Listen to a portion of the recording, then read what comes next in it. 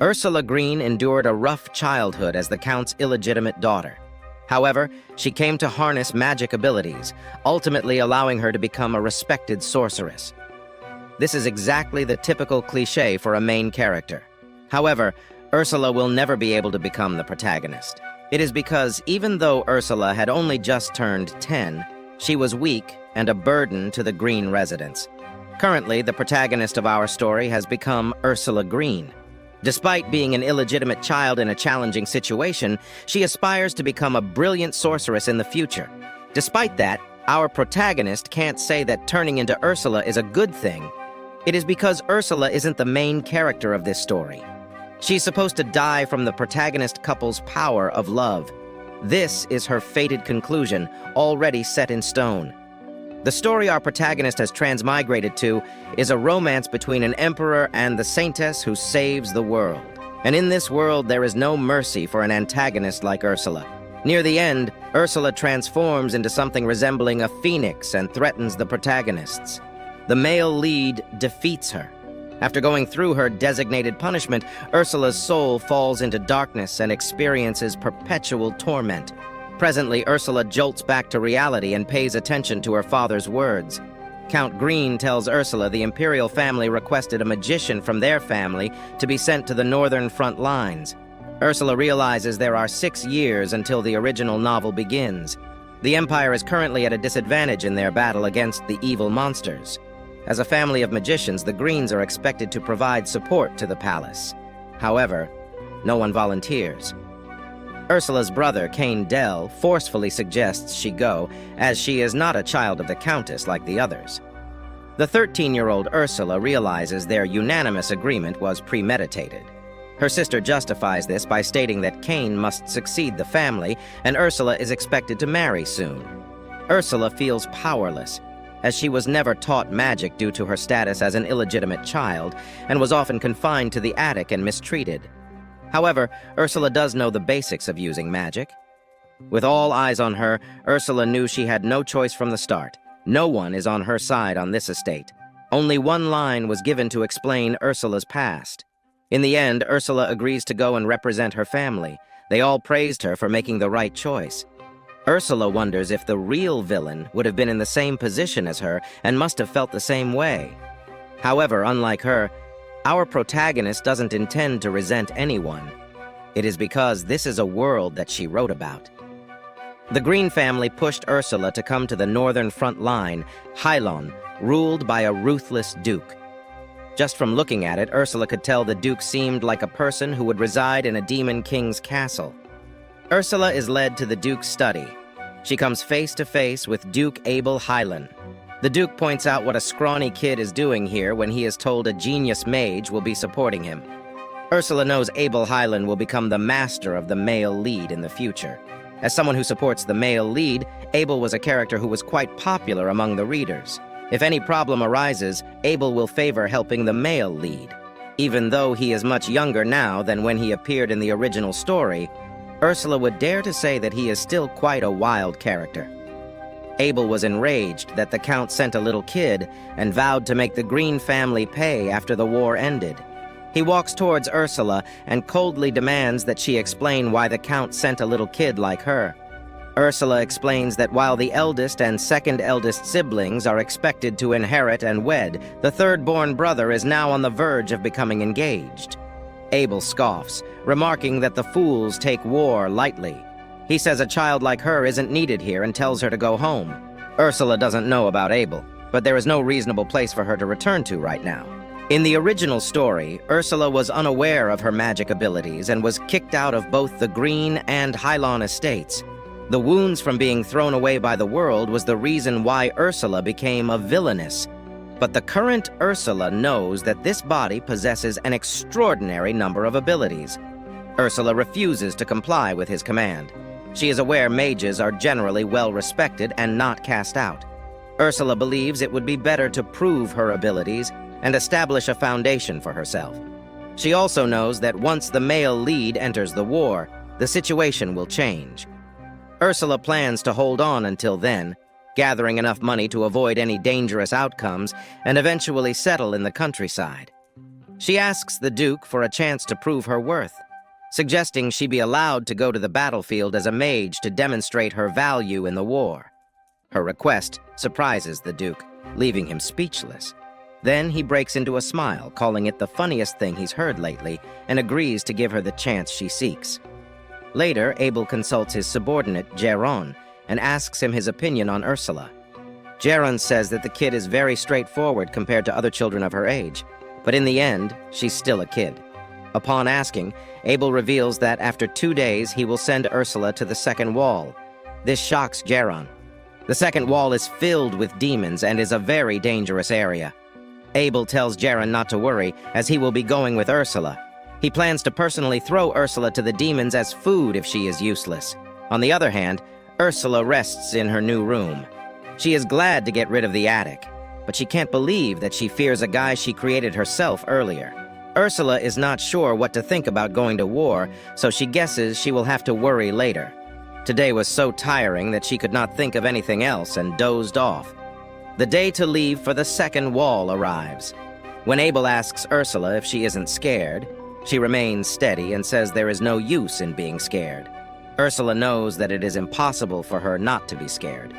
She is someone who lived in the 21st century, but now she is fighting demons. However, she has no other option if she is to consider her character's future. Abel warns her that he will not protect her, which means she might die. She knows that in this situation, she must make an impression and show her usefulness. But she is still clueless as to how she will do it. Since it's her first time, she needs to determine what the battlefield looks like. And so, Ursula tells Abel that she will go up to the rampart. Although she has seen descriptions in texts, seeing them with her own eyes is different. As she reached up, her eyes widened in shock. Ursula witnessed dying soldiers, monsters, and knights trying to fight all in the same scene. It wasn't horrible and overwhelming. More than that, Ursula feels horrible for creating this scene. She truly didn't mean for it to be like this. Abel asks if she is so afraid that she can't move. He tells her it's all right to return if she realizes her mistake. However, Ursula refuses. She knows she helped create this mess and must take responsibility. She begins to cast magic ferociously, determined to put an end to this tedious war. There is a certain criterion by which a mage's level is determined. The amount of mana power one holds, how large of a natural phenomenon one can create, and lastly, the level of efficiency. Ursula could feel the gentle flow of mana. It is the first time she has ever used such grand magic with this body. The only thing she can put her faith in right now is the real Ursula's innate talent. Ursula focuses on making a storm to eliminate the threat, which is the monsters. To Abel's utter shock, he witnesses the little kid defeat all the monsters with her ability.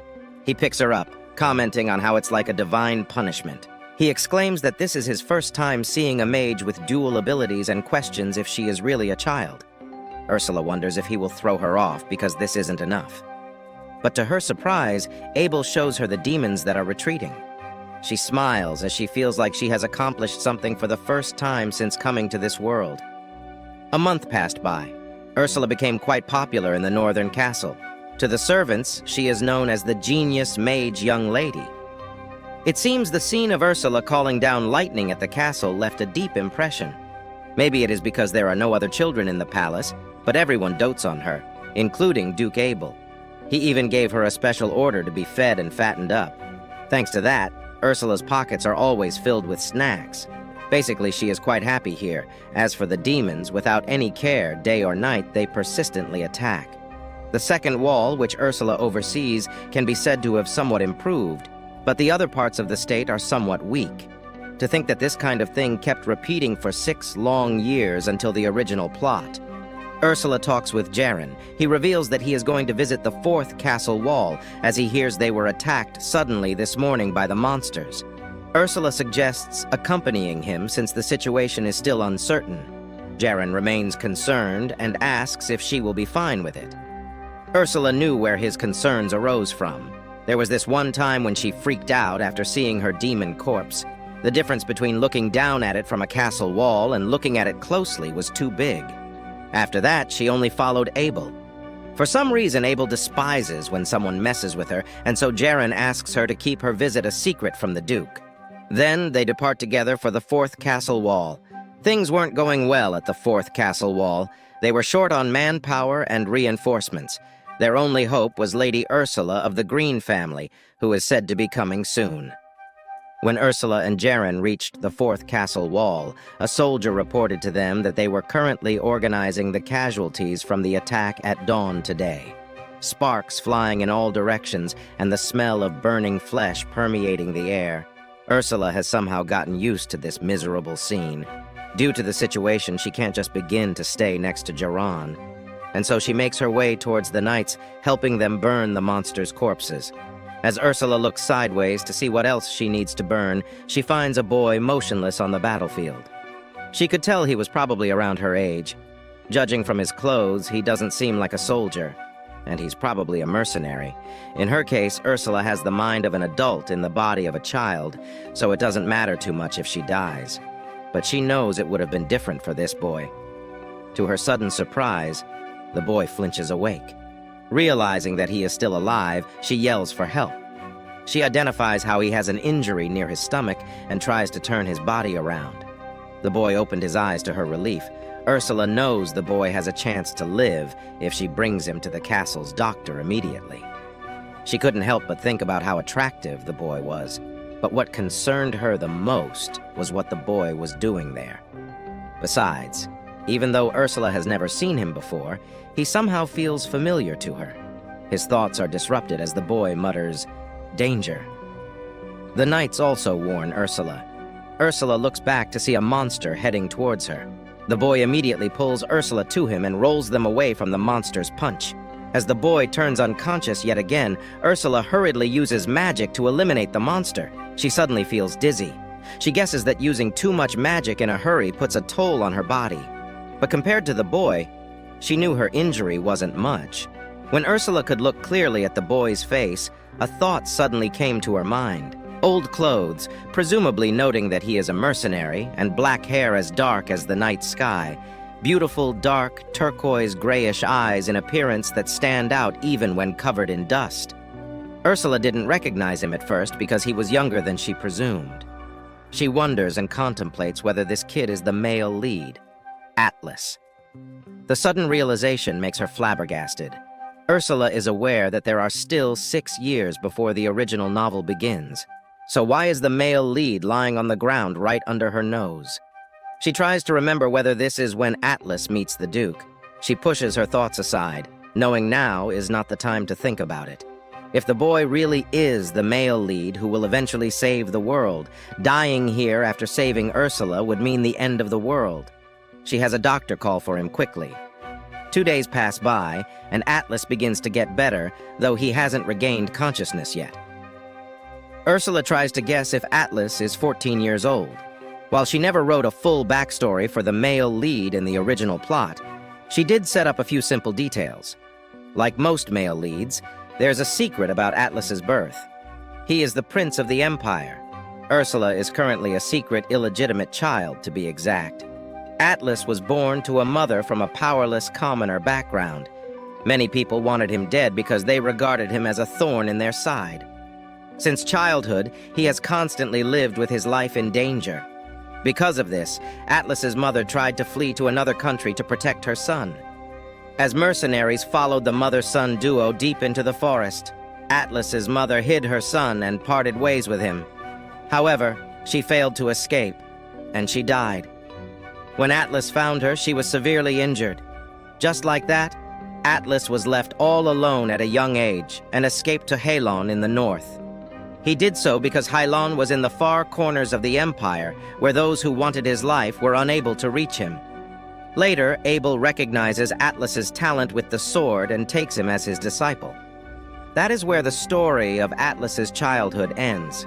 That is also where the short story he told the female lead in the original plot ends.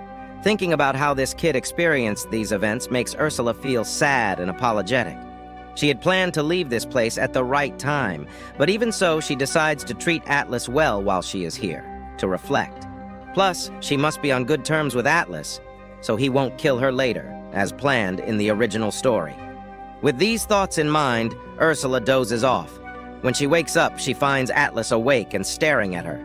To Ursula, he seemed like an angry cat. The guilt Ursula feels seeing Atlas injured in front of her is no joke. She tries to check his fever, but he swats her hand away, telling her not to touch him as she pleases. He yells at her to go away, but stops as Ursula pokes his injured stomach. As Atlas yells in pain, Ursula knows that no matter how strong a 14-year-old pretends to be, there is an extent to how much they can act. Their playful banter gets interrupted as Abel barges into Ursula's room. Abel exclaims that it is too early for a tiny kid to bring a man home. Ursula says he is a boy, not a man, but Abel remains stubborn. Ursula could tell the Duke was in a bad mood for some reason and decided not to make it worse. Abel glares at Atlas. Ursula explains that he has been receiving treatment in her room for a while due to his severe injury. Abel asks who the boy is affiliated with, as he doesn't seem like a child from their land. Now that Abel mentions it, Ursula realizes she has never thought about things like Atlas's affiliations. Atlas responds that it is Carl's mercenary squad. Ursula whispers to Atlas, revealing Abel's identity. This makes Atlas wonder whether the man will try to kill him too. Seeing Ursula interact with Atlas, Abel turns annoyed and picks her up, reminding her that it is still too early for this. Ursula has noticed how Abel has been carrying her so often lately. Even the maids have started gossiping about how they look like father and daughter.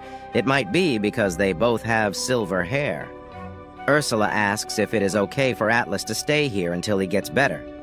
Abel says this is the first time she has asked for something and he permits her. However, he has another room prepared for Atlas.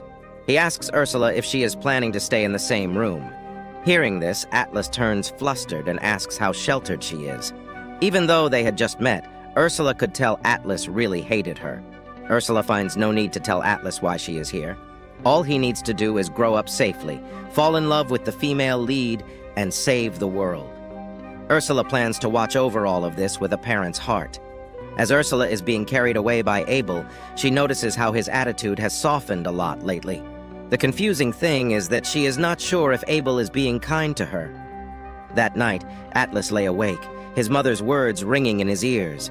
Kalia, his mother, worried about her until the moment she died. However, she cautioned Atlas to survive. Those words were implanted in Atlas like a curse. Later, Atlas went to a place where he would be safe like his mother wished. Now, he had to worry about making a living in the north. Thankfully, he could do odd jobs for a mercenary squad. Because of that, Atlas didn't starve to death. But that doesn't mean he didn't suffer. The mercenaries would hit him for no reason. Soon enough, Atlas's body was covered in scars. However, despite everything, he remained resolute. As time went on, Atlas began to question why he must survive. Atlas was lonely. He'd often think about how nice it would feel to have someone who wanted him. As time passed, the mercenaries took advantage of the Highland Duchy's protection. Fighting monsters was tough, but it made good money. They didn't give Atlas any decent weapons, so he got by on a sword he picked up in the field. If there was one good thing that came out of those endless fights, it was probably that those battles with Atlas's life on the line made him stronger. But things didn't go as smoothly as he thought. As the troops were retreating, Atlas's captain pushed him toward the monsters as a human shield. All Atlas could think of were his mother's words at that moment. He kept going, killing all the monsters that came his way, but no matter how much his skills might have improved, it was far from enough. Upon being injured, he fell to the floor. He could feel death close by. It was comforting. If there is one thing Atlas regrets, it's that he is dying for trash like his leader. If he were going to die for someone, Atlas would have liked to die for someone like him. He wanted to reach someone weak. It is because no one lent him a hand when he needed one. That's why, at the very least, Atlas wanted to help someone. It is weak to wish for others to live better lives than him. That kind of thinking is why Atlas thought he was dying in the first place. But he wanted to believe that his hopes were not in vain. As Atlas began to lose consciousness, he felt someone stroke his hair in the darkness. With a hand so gentle that Atlas felt he might start tearing up, he opened his eyes. When Atlas opened his eyes, he was in a bed in an unfamiliar place, and there was a sleeping girl by his side. It was the most peaceful scene Atlas had seen in his exhausting life. The scene shifts to Atlas questioning Ursula about why she is caring for him and whether she thinks of him as an abandoned pet. Atlas seems to think of Ursula as Abel's close relative or something. This is why he believes she is a sheltered, noble girl who doesn't know anything about the world. It seems he is angry that he needs to rely on a little girl. Ursula did consider getting closer to Atlas, as it may be beneficial for her in the future. But just as significant as that was her affection for this existence named Atlas. Ursula smiles warmly at him, asking if wanting to help him is not enough. Atlas comments that only sheltered kids like her are capable of such naive thoughts, pissing off Ursula. She tries to argue that she is not just a simple noble lady, but a knock on the door interrupts her. It was the doctor. As the doctor prepares to check on Atlas's wounds, Atlas asks Ursula to go now. However, Ursula says that she wants to see if his wounds have gotten better, but Atlas decides against it, so Ursula leaves the room. On the other hand, Atlas removes his shirt as the doctor asks if he felt any pain overnight. Atlas responds that he did not. As Ursula waits outside, she wonders why Atlas hates her so much. She has never thought about Atlas's childhood personality, which is why she cannot seem to understand him. The original story was told from the perspective of the female lead, Eunice. There, Atlas's role was simple. He was handsome, caring, and dedicated, a lover made only for Eunice. Hasn't everyone dreamed of having an impossibly perfect lover like that? Someone who always trusts you and stays by your side. Ursula only ever imagined that version of Atlas, so she is not sure how to handle the current one right now. She wonders if it is because of her ulterior motives. A mixture of guilt, affection, and logic makes Ursula want to get closer to Atlas, but he seems to see it as an unwarranted courtesy. Ursula knows that if she acts rashly and makes Atlas hate her, her future becomes questionable. Her thoughts are disrupted as the doctor leaves the room and approaches her. Upon asking, the doctor reveals that Atlas's wounds are healing nicely. However, he suggests that she should not let the boy go. The doctor reveals that Atlas hasn't said anything himself, but there are old wounds all over his body. Hearing this, Ursula immediately barges inside the room. She didn't know the situation would be this bad, and she wondered what she had done. Apologizing, Ursula immediately began to pull up his clothes. She is stunned to see the scars everywhere and wonders how they happened. Irritated, Atlas pushes her away, causing her to fall back on the floor. Atlas flinches. He didn't mean to push Ursula that hard. He asks if she is made of feathers or something. He halts as he sees tears in her eyes and immediately gets up, asking if she got hurt when she fell. He is about to call the doctor, but Ursula tells him to stop, saying she is okay. In all truth, Ursula was crying after seeing scars covering every inch of Atlas's chest, arms, and sides. She knew that these bruises were not just injuries. He was burned deliberately and regularly experienced violence. Wounds can reveal long periods of malice and suffering. With tears in her eyes, Ursula asks Atlas who caused those wounds. Atlas's expression immediately darkens, and he asks if that is why he tried to strip them and whether she cried because of them. He sighs, disclosing that this is why he told her to wait outside while he was getting his bandages changed. Ursula immediately hugs Atlas. His body smelled of antiseptic, making her feel apologetic. She is the reason he experienced such outrageous torture because of the one sentence she wrote about his unfortunate childhood in the story. The difference between text and reality is staggering. This is what Ursula came to realize when she transmigrated into the novel. Sighing, Atlas reveals that there were some rough people among the mercenaries, and we got singled out since he was the weakest. Ursula gently requests that he not treat it like it's nothing. In all truth, until now, Ursula hadn't comprehended Atlas's existence or the reality of this world. She failed to realize this even during the violence of the battle. Everything seemed like it was happening in some other distant world. Or Ursula ignored it. But seeing those scars made her realize the truth. It is her fault that Atlas was beaten during his childhood. She is ashamed of herself for complaining about how hard it was to get close to her. Even if Atlas dislikes her from now on, Ursula wants to stay by his side. That is probably the best she can do to apologize for those scars. Ursula sincerely apologizes to Atlas. He tells her not to cry. Ursula grabs his face, saying he won't hurt her. She casts those words like a spell on him. Until the female lead appears, the wounds in Atlas's heart probably won't heal. Even so, Ursula wishes to protect him until then. With that small wish, she hopes he will even lower his guard around her and they will be good friends. As time passed, Ursula became closer to Atlas, though she wasn't sure if it was a misunderstanding on her part. However, Atlas stopped shoving her away or telling her not to touch him anymore.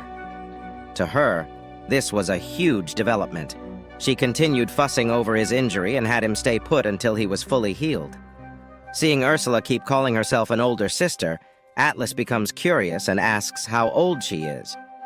Physically, Ursula is a year younger than him. Atlas says he thought she was around 10, making her embarrassed. Atlas asks why she hasn't grown in any direction when it seems the Duke is feeding her well. Ursula has low stamina. Thus, after she uses magic, she is unable to use it again for a while. It is like being able to run short distances but not long distances. Ursula says she will work hard to grow from now on, making Atlas grin. Ursula notices now that Atlas's condition has improved and his tense mood has subsided. He seems to be shining like ivory. She is looking forward to the upcoming years even though he is her child. She hopes for him to make good use of his handsomeness for the heroine. Even if it's Atlas, Ursula can't forgive him if he makes her lovely heroine cry. Atlas pats her head, saying her mental age suits her age. They get interrupted as Jiran barges inside.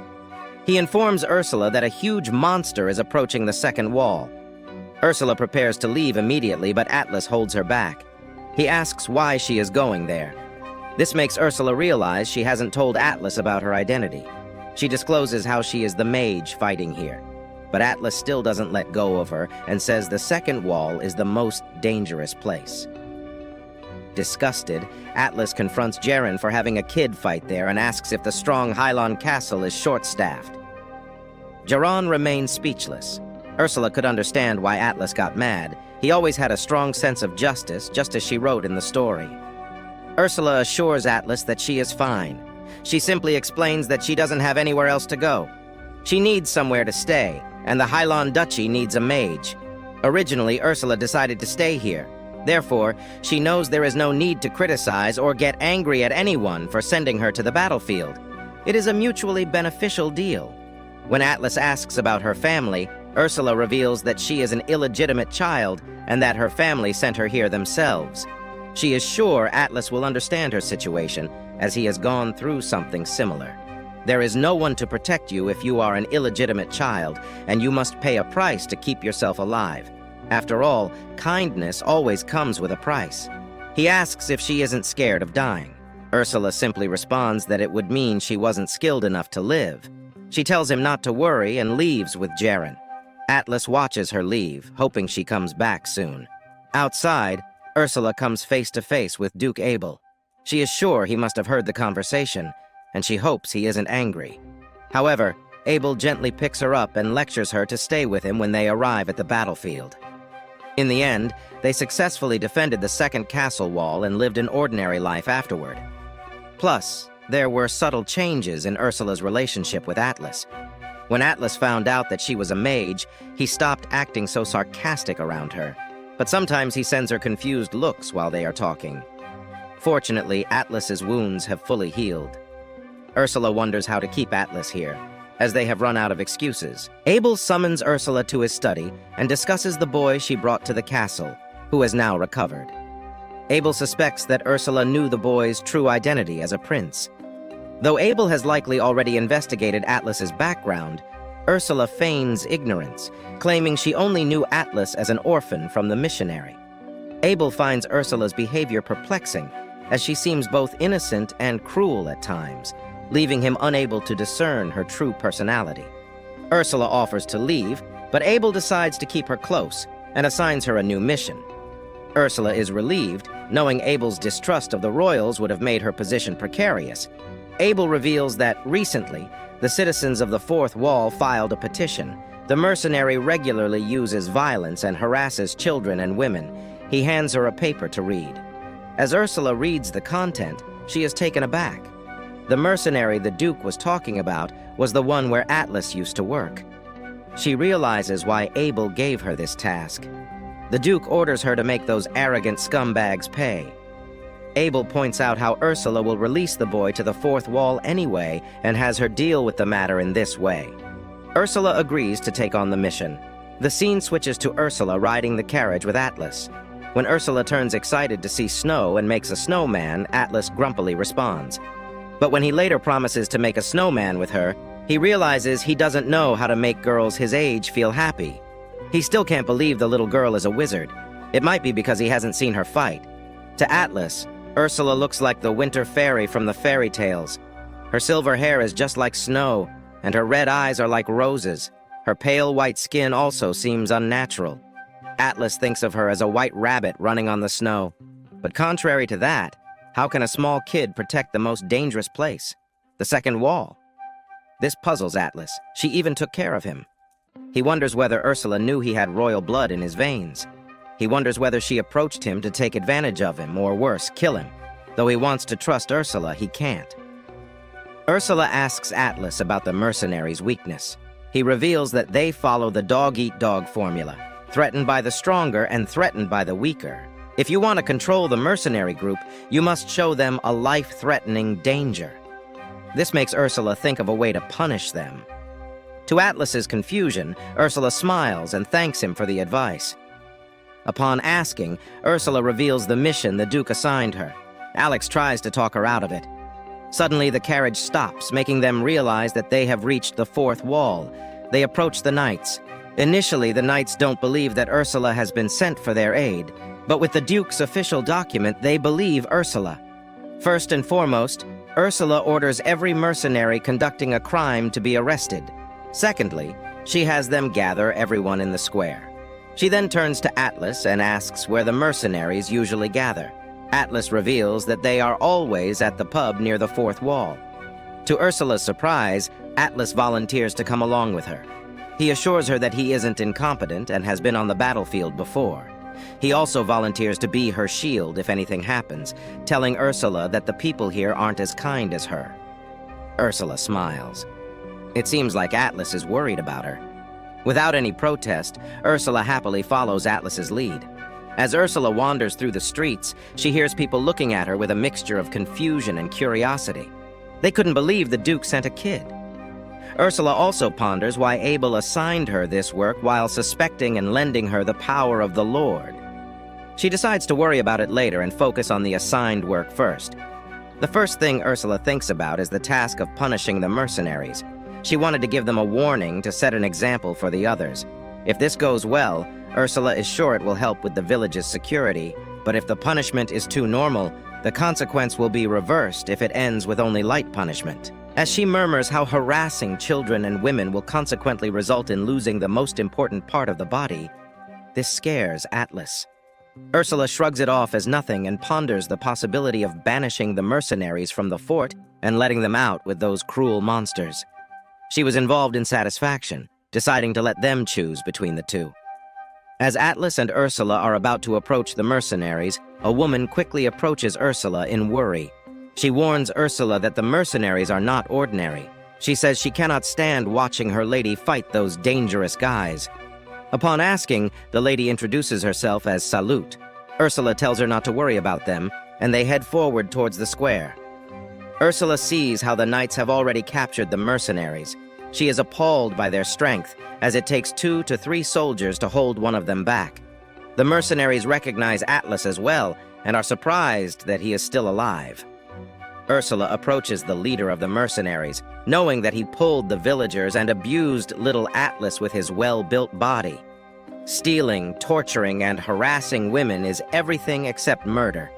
She discloses how she came here due to the Duke's orders. The mercenaries tried to argue, but Ursula shut them up by casting her magic as a warning. She then proceeds to laugh evilly, just like the Duke. Ursula takes out her documents and continues with the procedure. She enlists in the mercenaries' crimes. Atlas watches her, realizing that she really is a wizard who has fought at the second wall. She's also on a different level compared to the other wizards Atlas has seen. Now he knows the reason why the Duke took her home. Through Ursula's encounter with the mercenaries, she successfully carved into other people's memories that she was not an ordinary girl. That rumor quickly spread to the entire area. However, Atlas is aware that Duke Halon is the kind of person who has a reason for his every move. He wonders what the Duke wants from Ursula. He also wonders whether he can meet Ursula in the future. Though she said they should be friends, he is certain she might forget a kid like him. He pushes his thoughts aside as Ursula announces the punishment for the mercenaries. She gives them two options. One is to go out of the wall without bringing anything. As for the second option, Ursula points to their nether regions and says it will be cut. Not only the mercenaries, but the bystanders were also stunned by her verdict. The mercenaries groan in frustration. They remind her of how they helped the North stay safe from the monsters. But Ursula knows they have been paid fairly for their contributions to fighting a monster. Ursula hopes they choose soon, as all the citizens have gathered in this freezing weather. She doesn't know why everyone is silent. She couldn't help but feel the temperature had dropped to 2 degrees. It seems it wasn't her doubts, as her suspicions were cleared as she heard the Duke's voice from behind, asking what they would choose. She asked why he was there, and he asked if he needed a reason to wander around his own territory. Upon asking, Ursula reveals the choices she gave the mercenaries. The Duke says that he is very satisfied with both choices, but asks why she gave them the right to choose. Ursula says that both are very cruel, so it's only caring to offer that. Hearing this, the Duke smiles, saying that it is useless to be caring. He reminds Ursula that these parasites dare to touch his citizens on this territory, and so it is all unnecessary. He orders for both punishments to be applied. He then picks up Ursula, and they leave the scene. While building a snowman, Jaron reveals that the Duke traveled all this way because he was concerned about Ursula, but she doesn't believe him. Jaron excuses himself to buy warm drinks, leaving Ursula and Atlas to continue with the snowman. Atlas asks Ursula about her future plans, and she admits she doesn't have any. Atlas murmurs something, and when Ursula asks him to repeat, he shyly asks if she would come to meet him. Embarrassed, he turns away, saying she doesn't need to answer. Ursula grabs his hand and promises to meet him every day, making Atlas blush. Atlas vows to visit her one day, as they are friends. Ursula believes him, reassuring him that he will achieve great things and have a happy life with his beloved. When Ursula first saw Atlas's wounds, she resolved to befriend him. As they made promises to meet each other in the future, this winter day marked the start of their true friendship. 5 years later, Ursula, now 18, continues her battles against vicious monsters. She reflects on her creation of Halon as such a cold place. As Ursula tries to comfort a scared soldier, Atlas makes his way forward. Atlas has now turned into a handsome man. The other soldiers avoid him for their own good. Ursula sighs, telling him to just watch. She comforts the newbie soldiers. One of them reveals how he heard one of the soldiers would be chosen to protect Lady Ursula. He expresses his determination to work hard and be chosen. Ursula motivates them by saying she is with them, causing the soldier to blush profusely. Atlas grits his teeth in fury. Ursula wonders why he is staring at them like that. She has noticed how Atlas is getting more and more like Duke Abel. It has been 5 years since the first day Ursula came to Halon. This means the beginning of the original story will come soon. She is already 18 years old, and Atlas is now 19 years old. Since then, Atlas has always kept his promise from childhood. In the original flow of the story, he is learning swordsmanship from Abel. He is also in a position where he can freely enter and leave Halon. Now, people here not only fear Atlas's power, but no one dares to look down on him. Ursula has tried her best to achieve her primary goal, which is to live peacefully. She received money as a reward for protecting the town and earned quite a lot just from selling materials made of monsters. Now she doesn't have to worry about making a living. She must only let Atlas meet Eunice and make sure they will be walking on the golden road of the couple. Then she can enjoy her leisurely life. However, there was someone who interfered with the good plan of Ursula's. It was Abel who suggested she become his adopted daughter. However, Ursula had decisively refused. She tells him that she already had her own plan and would wait until at least she got married, then she could live her life in a peaceful place. Abel offers the title, power, wealth, and fame of Halon, but Ursula remains steadfast in her decision. He respects Ursula's decision in the end, expressing his gratitude for all those years. He promises to protect her if it bothers her that she is an illegitimate child. He also handed her a letter she received from her family. This reminds Ursula of the treatment she received when she was living with the Green family. Those people forced and sent a child like her to the battlefield. They hadn't sent Ursula any letters in the past 5 years, making her suspicious. The Duke says he doesn't know the reason for them sending the letter after so long either. He also suggests destroying the home that sent her here, as he has been busy digging up a lot of their weaknesses. However, Ursula says that she is not that vengeful and isn't even bothered by that. Ursula thanks him. Abel suggests she call him father to prove her appreciation, but Ursula refuses to do so.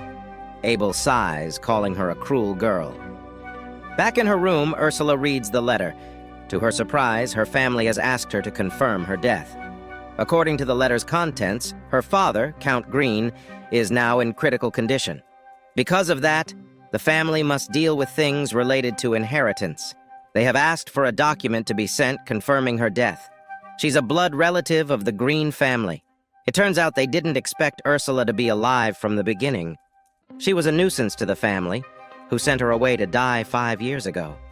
They had forgotten her for so long, and now they only remember her because of the inheritance. She sighs, realizing the family has never changed. In all truth, Ursula doesn't even care about the Green family's legacy. There is no obligation to meet her father, Count Green, on his deathbed. However, things like this happened right when Abel told her to live and do whatever she wanted. She is certain the Green family will be annoyed if they find out she is still alive in the future. For now, her name is still in the Green family register. If her death is not confirmed, they will know that she is still alive. This makes her contemplate whether she should sign the paper enunciating the succession. The Duke says that she should take revenge, but Ursula finds it unnecessary. She doesn't want to pour her feelings into what happened 5 years ago. She finds no need to kill or hurt those aristocrats if she doesn't want to end up in prison. The most peaceful and easy way was to sign the paper of renunciation of the succession and become a stranger to the Green family. But for that, she must return there. Her thoughts are disrupted as Atlas knocks on the door. Ursula offers him to come inside, but Atlas refuses, making her upset. She has noticed how Atlas has been acting awkwardly like this recently because they have grown up. Atlas reveals how he learned from Abel that she might leave this place. He asks where she is going. Ursula discloses that it was said in the letter that her father was on his deathbed and she plans to return to the capital. Atlas asks if she's going to spend time with her father until he is dead and returns here. He asked when she would return. Ursula could tell Atlas seemed to get her wrong. Ursula reveals that she is not coming back. The revelation astonishes Atlas. Upon asking, Ursula says she has no reason to stay here. Now that the original story is about to start, Ursula cannot stay here anymore. Atlas squeezes Ursula's shoulders, suggesting they talk. He asks how she can decide to leave so quickly. He curses Abel for letting her go. He reminds her of what they have been through together over the past 5 years. Ursula asks if he is sad, promising to write him letters. Atlas says that it is not the problem. He says everything is the problem. Ursula asks if he thought they would be together forever. She explains that it is time for them to separate now. Atlas calls her cold-hearted.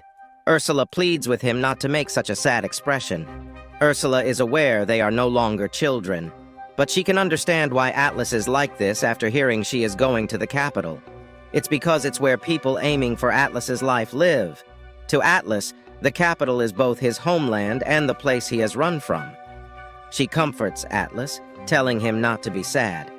According to the original, Ursula knows Atlas will come to the capital. She promises to be by his side no matter where he is and tells him to call her for help whenever. Hurt, Atlas asks what she will choose to do if he tells her to stay here with him. Ursula smiles, saying she can't do just that. Atlas softly pulls Ursula closer and asks what she thinks about him. Ursula confesses that he is the most important existence in this world. Atlas asks what she will do if he goes somewhere else. Ursula cheerfully exclaims that she will wish him luck and say goodbye as they are friends. Atlas realizes he was a fool to ask her that. Ursula tries to find something to cover herself from the cold, but is unable to. Atlas embraces her from behind, taking her aback. Though Atlas hugged her from behind, Ursula felt trapped in his arms. Atlas promises to come after her wherever she is. Ursula remembers how he had promised this back then, too. Atlas asks her to wait for him at the capital. He then leaves. A few months later, Ursula prepares to leave Highland. Many people gathered to say goodbye, but Ursula couldn't spot Atlas. Abel hands her a referral letter to use when she stays at the Highland Mansion in the capital. Ursula gets on the carriage and thanks the Duke for all this time. Even now, Ursula can see how happy the Duke is. Ursula bids farewell to the others, and the carriage leaves for the long journey ahead. Ursula could see the Duke saying something, but couldn't decipher what. Meanwhile, in Count Green's estate, the two older sons, Zen and Cain, are fighting about the inheritance. Their mother, the Countess, joined in. She suggested they hand over the inheritance to her so she could divide the assets fairly.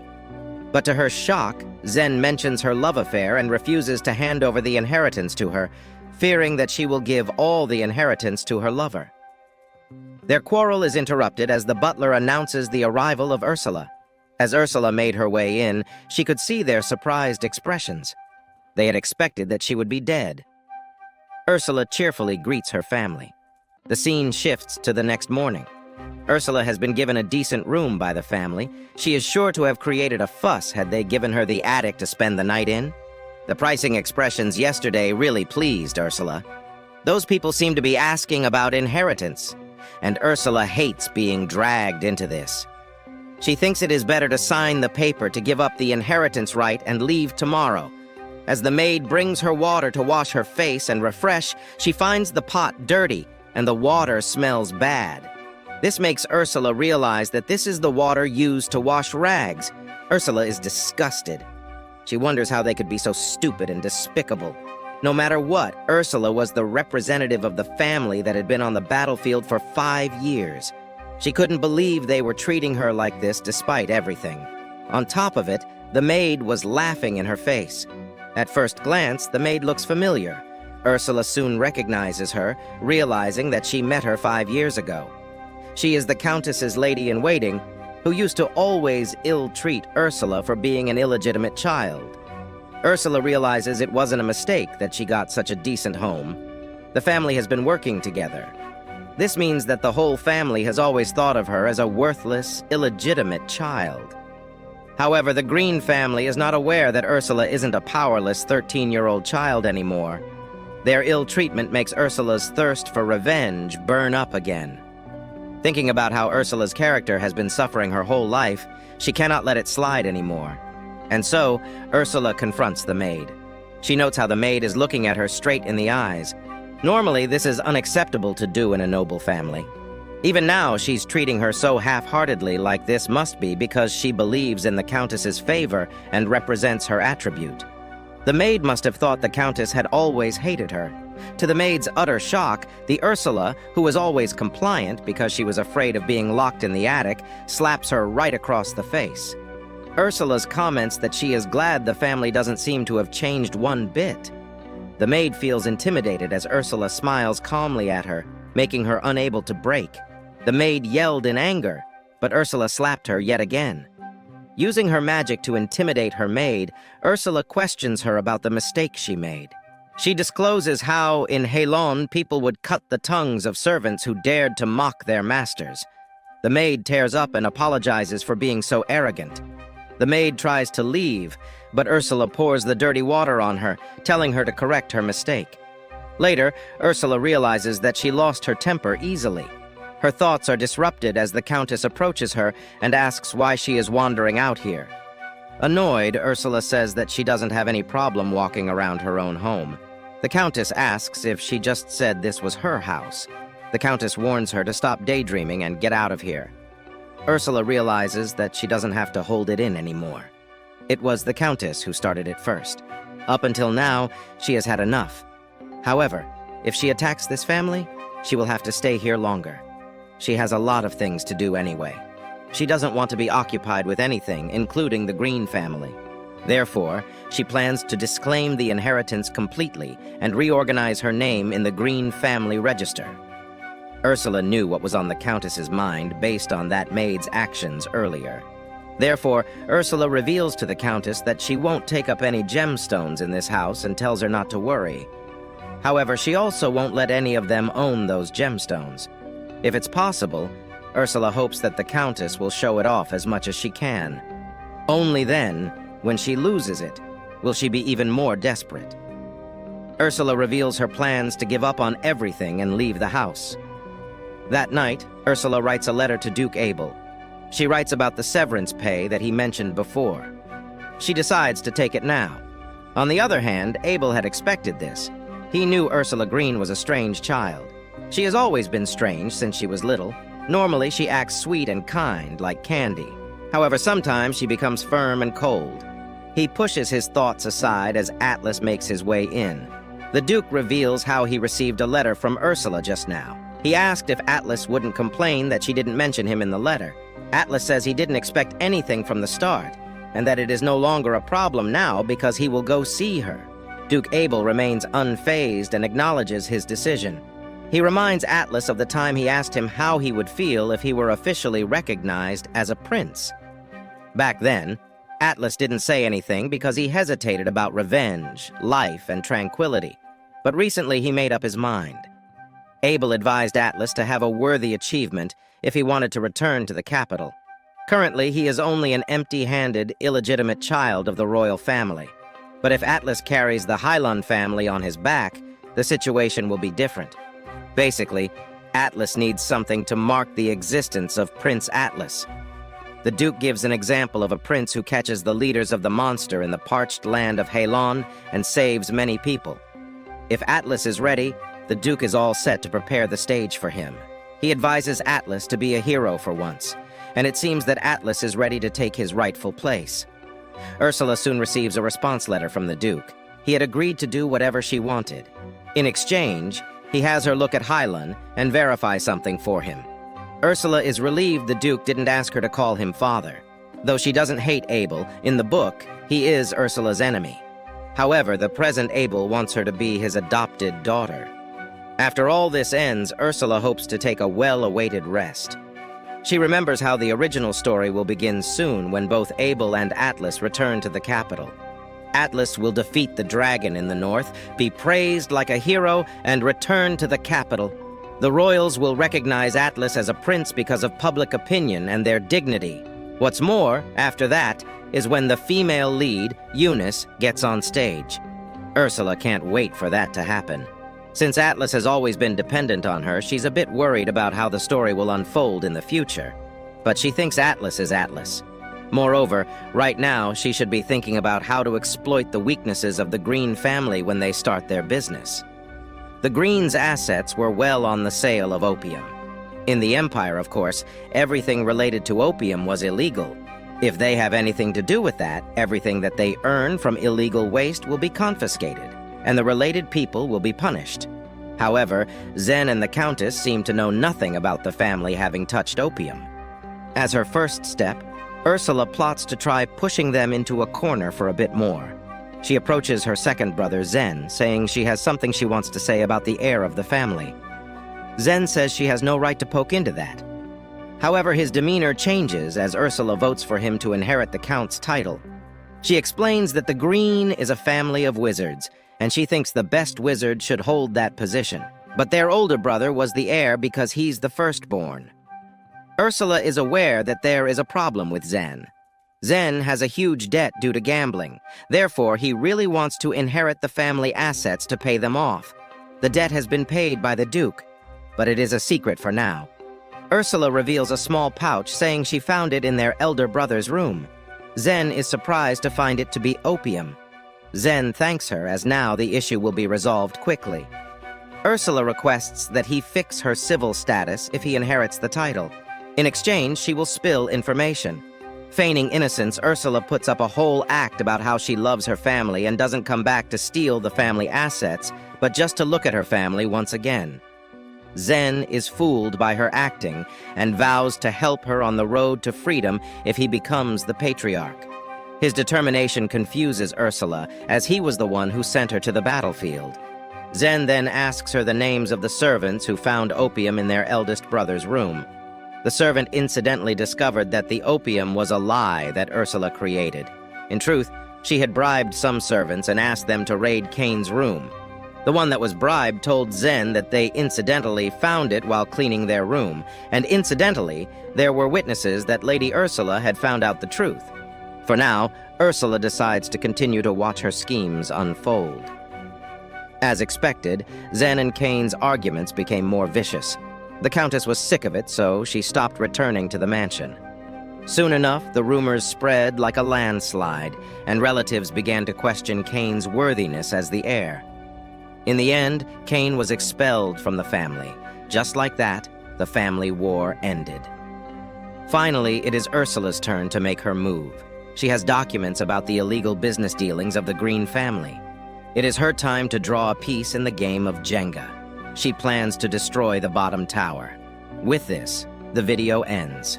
Will Ursula be successful in destroying the Green family? Will Atlas keep his promise and join Ursula in the capital? Most importantly, will Atlas learn about this fantasy world and how Ursula is the one who created him? Will he be able to forgive her? Stay tuned for more updates.